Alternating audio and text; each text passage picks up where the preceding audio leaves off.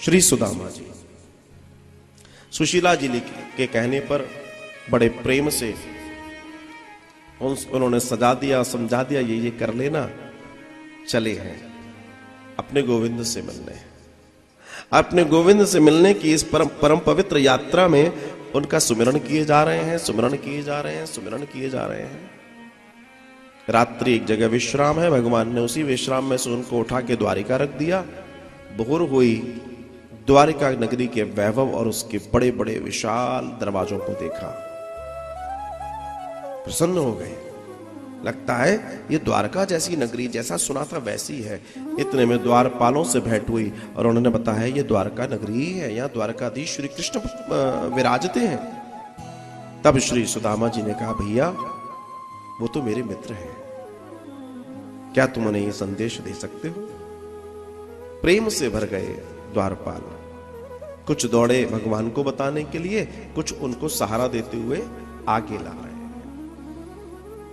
द्वारपालों ने आकर भगवान श्री कृष्ण के आगे उस सूचना को रखा जो सूचना दी गई थी। और जो ही भगवान श्री कृष्ण ने सुना सुदामा आए हैं, जिस स्थिति में थे, जैसी स्थिति में थे, दौड़ पड़े और जो दौड़ लगाई, दौड़ लगाई, दौड़ लगाई। सब देख रहे हैं आज इन्हें क्या हुआ, ये किसके लिए दौड़ रहे हैं? जिसके लिए जगत दौड़ता है, जिसके लिए पूरा जगत दौड़ता है, दौड़ रहा है, दौड़ में है। और थोड़ी मोटी दौड़ नहीं है, 84 लाख योनियों की दौड़ है, जिसको पाने के लिए पूरा जीवन आदमी लगा देता है, कई यात्राएं लगा देता है। ये आज किसके लिए दौड़ पड़ा है? लोग दौड़े गोविंद के पीछे, आकर देखे तो माजरा क्या है। और सब जब देख रहे हैं तो देखकर सबके नेत्रों से जल बहने लगे।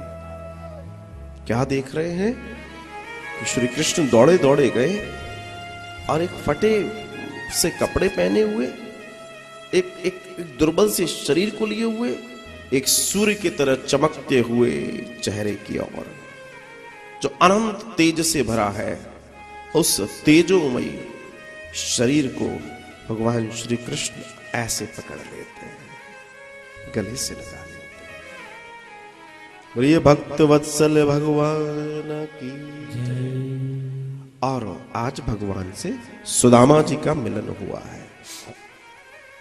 भगवान लेकर आए अपने साथ, प्रेम से लाए, और जो ले आए तो लाने के बाद बैठाया उन्हें, उनका पूजन आदि इत्यादि सब कुछ कराया। अब बड़े प्रेम से उनके साथ बैठ के चर्चा की, सब कुछ हुआ। बाद में पूछा, भाई कैसा, क्या हालचाल है, इतने दिन से कहां थे, क्या कर रहे थे, विवाह हो गया? बोला हाँ हो गया।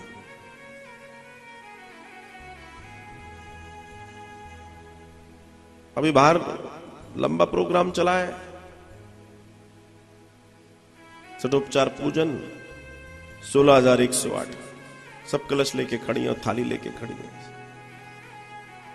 फूल गए हैं उनके पैर, इतना जल चढ़ाया गया है।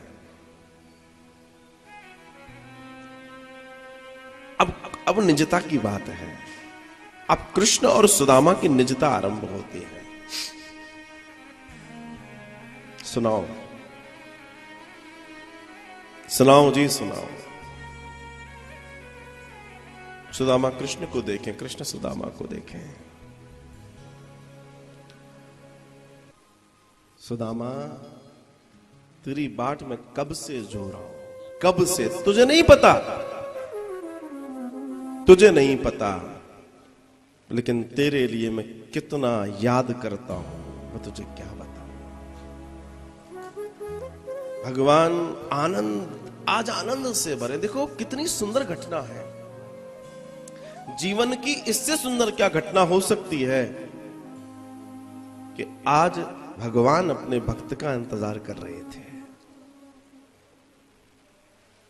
इससे सुंदर कोई घटना हो सकती है?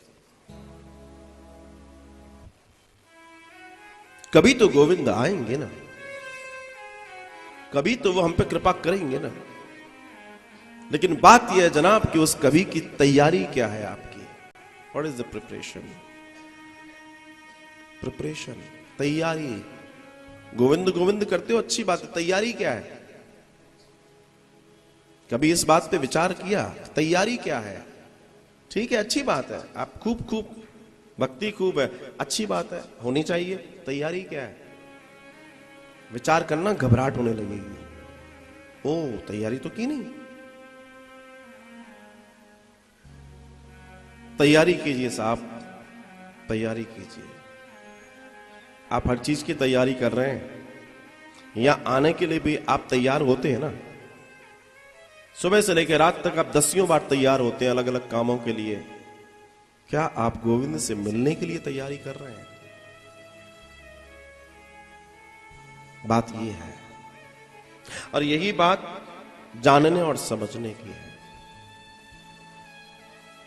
उनसे मिलने की क्या तैयारी है?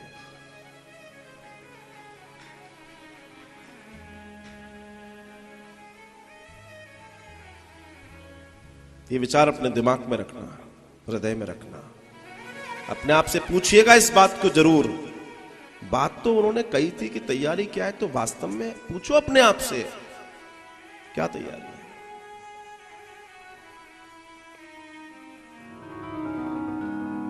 अपने आप को इतना निर्मल, इतना कोमल, इतना सहज, इतना सुंदर, इतना प्रेम से भरा हुआ, इतना करुणा से भरा हुआ, इतना दया से भरा हुआ बनाइए कि गोविंद आ जाए। जो बाधाएं, जो दरवाजे लगे हैं, वो काहे के लगे हैं? मन, बुद्धि, अहंकार के दरवाजे लगे पड़े हैं। ये दरवाजे तभी टूटेंगे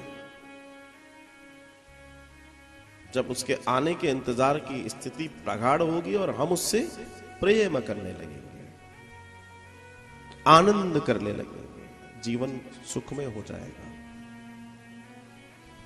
श्री सुदामा जी एक रात्रि रुके, लौटे।